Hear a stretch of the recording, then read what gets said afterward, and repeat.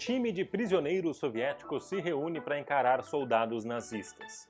Vence por 5-1. Dias depois rola uma revanche e uma nova vitória dos prisioneiros, 5-3. Só que dessa vez, os nazistas se irritam e fuzilam os adversários mesmo ali, com o uniforme de jogo. Esse é o mito do chamado Jogo da Morte, que completa mais um aniversário neste mês de agosto. Mas afinal, isso foi assim mesmo? Para responder essa pergunta, eu sou Matheus Schenck e esse é o Nonsense Football. E essa aqui é a melhor história do mundo de hoje. Viajamos no tempo para a Segunda Guerra Mundial, 1942, Kiev, atual Ucrânia. Nessa época, estava rolando a invasão nazista naquele país, que era a União Soviética. Só que o futebol era um certo refúgio para as pessoas em Kiev. Alguns jogadores do Dinamo de Kiev e também do Lokomotiv passam a trabalhar juntos numa padaria. Eles resolvem começar a jogar bola. Juntos, eles fundam o FC Start. O Start teve vida curta, já avisamos aqui, mas teve 100% de aproveitamento, com 10 vitórias em 10 jogos e quase sempre por goleada. Um dos principais jogadores era o atacante Makar Goncharenko, artilheiro do Sovieticão. O quê? Pera, melhor pensar em outro apelido. Artilheiro da Liga Soviética em 1938. Os nazistas então permitiram que o Start disputasse jogos.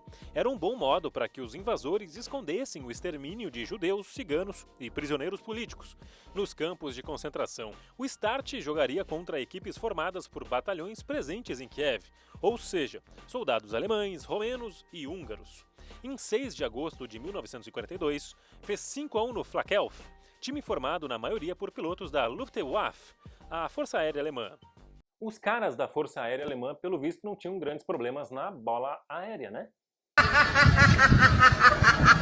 Tá, mas sério. Em 9 de agosto foi marcada a revanche, também no estádio Zenit. Só que essa partida acabou sendo conhecida como o Jogo da Morte. No intervalo, estava 3-1 pro time do Start. Foi quando um oficial da SS, a tropa de elite nazista, foi ao vestiário do Start, meio que para dizer que era melhor os caras aliviarem ou ia dar ruim para eles. Só que eles não aliviaram. Na verdade, segundo reza a lenda, o jogo poderia ter sido uma goleada ainda maior do que foi. Dizem que um atacante do Start driblou o goleiro, ficou na cara do gol e chutou a bola para o meio de campo. Foi nesse momento que o juiz da partida, que era um oficial da SS, acabou apitando o final do jogo. 5-3 para o time do Start. Esta foi a versão que correu o mundo e inspirou até filme. Fuga para a Vitória, de 1981, teve participação de Pelé, Michael Caine e Sylvester Stallone.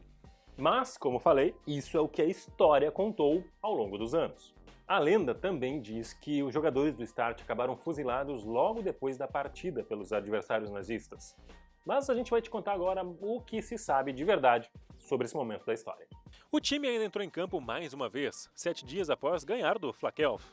Porém, após isso, o Start foi desfeito a mando do comando nazista em Kiev, incomodado com uma possível insurreição ucraniana a partir do futebol.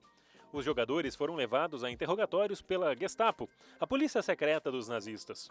Um deles, Nikolai Korotikik, morreu na prisão após torturas.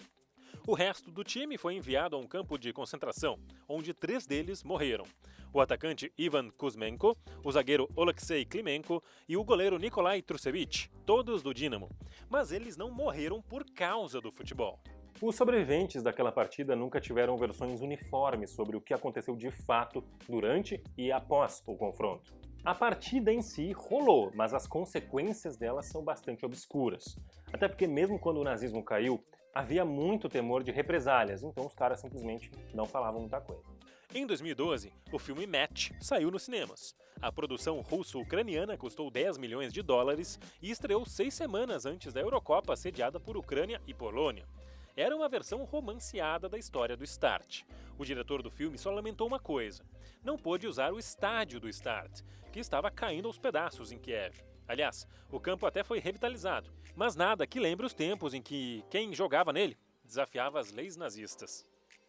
A verdadeira história do que aconteceu no Jogo da Morte acabou indo pro túmulo junto com seus protagonistas.